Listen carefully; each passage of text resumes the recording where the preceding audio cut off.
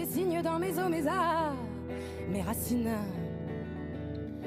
Orient caché, Orient taché. Una carrera en ascenso que vincula el árabe pero también el francés y dos géneros, la música y la poesía.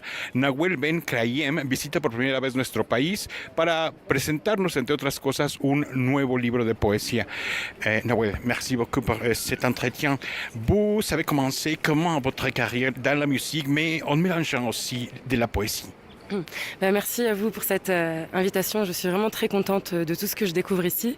Effectivement, j'ai commencé plutôt par écrire des chansons, qui est aussi une forme d'écriture poétique. Et puis, mon amour des mots faisait que j'avais plein de textes qui débordaient dans mes carnets et qui ne trouvaient pas forcément la rencontre avec la mélodie ou le rythme propre à la musique, qui avaient leur propre musicalité et rythme propre, ce qui est un petit peu la définition de la poésie, mais je ne le conceptualisais pas, c'est juste que je le pratiquais jusqu'à la rencontre de mon éditeur, les éditions Bruno Doucet, qui est un éditeur curieux à l'écoute des formes orales, des formes contemporaines de la poésie. Et c'est comme ça qu'il m'a aussi aidé à me sentir légitime. Et depuis le premier livre que j'ai sorti il y a maintenant 4 ans, j'ai un peu embrassé pleinement aussi cette nouvelle casquette d'exploration de cette expression-là, avec toute la liberté que m'offre la poésie. Le corps donne et le cuerpo dado, c'est le livre que vous présentez en espagnol. Maintenant, quel est le thème que vous approchez ici? Alors c'est vraiment un livre avec un thème, une grande obsession qui est celle du corps. La genèse de ce livre, ça a été une impulsion pendant que j'étais enceinte de mon deuxième enfant, c'était une fille. Et c'est une longue lettre avec des digressions qui explorent la maternité, mais pas juste au sens de la grossesse et de ses symptômes, mais vraiment dans le sens de la filiation, dans ce que ça a aussi à voir avec notre héritage, la transmission. Et dans la première partie, il y a des poèmes qui explorent le corps plutôt dans son rapport à l'autre, dans le sens du corps social, avec en creux bien sûr ma vision en tant que femme avec cette double culture nord-africaine et européenne. Et puis dans la dernière partie, enfin, c'est le corps qui peut, le corps qui chante, le corps qui vit, le corps qui désire. Les chiens, les loups de mer, mes méridiens, des règlements climatiques de compte. Qu'est-ce que vous pensez de la multiculturalité? Vous représentez la multiculturalité d'un côté l'arabe, d'un autre côté le français. Oui, même si moi c'est pas quelque chose que je pense, c'est quelque chose qui fait partie de ma vie et de mon parcours. Et donc c'est plutôt quelque chose de très sensible.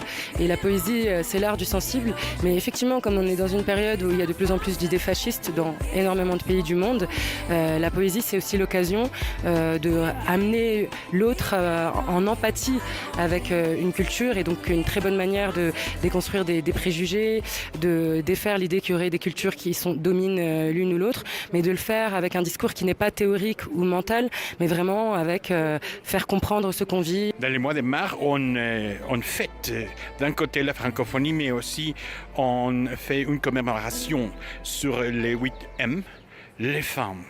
Qu'est-ce que vous pensez de la lutte? Quels sont les défis pour les femmes actuelles pour protéger les droits de la femme?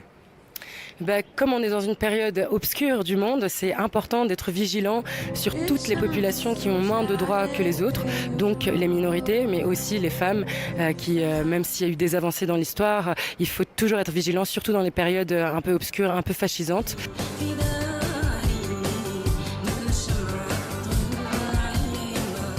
Et quelle est votre impression d'être ici au Mexique? Estoy muy feliz y agradecida. Muchas gracias por la invitación. C'est une découverte déjà pour moi de l'Amérique latine. Je ne m'attendais pas à être autant cueillie dans mon cœur quand j'ai entendu le traducteur qui a fait un travail magnifique, Gustavo, dire le texte hier. Et quand j'ai entendu la réaction des Mexicains et leurs questions, j'ai senti qu'il y avait une compréhension profonde et sensible de mon texte. Et ça m'a énormément touchée et rappelé justement le pouvoir des mots, leur universalité. Mes os, mes arts, mes racines. Orient caché, Orient taché, nos points de vue sont vos virgules, et vous trouez nos bulles. Orient gâché, papier mâché, Orient...